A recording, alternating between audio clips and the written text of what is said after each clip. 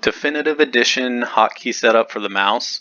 So I've seen a lot of players ask in forums and places like that how we have our mouse set up and what keys we program to it. So I figured I'd share mine.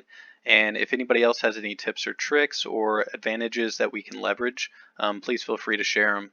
So I'm using a Logitech G502, as you can see here in the picture.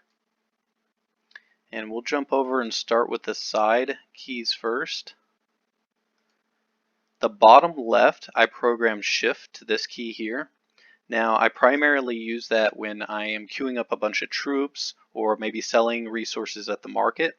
I still use my keyboard shift when I am tasking a villager to say the next sheep or a tree, or maybe go build this building next. So I use both shifts pretty often. The control there, I programmed it to the middle key. Primarily for my control groups and specifically for my control military buildings. So barracks, archery range, cav units, things like that.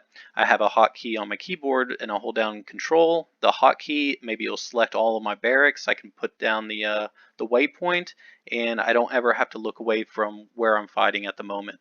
So that functionality has helped me out quite a bit.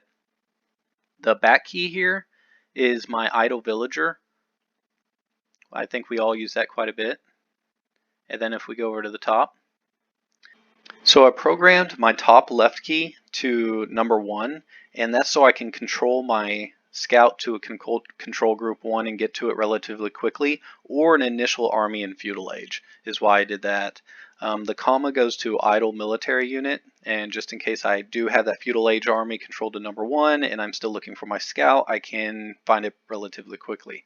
The U and the I just have 2 military functionalities. The U currently is guard and the I is staggered.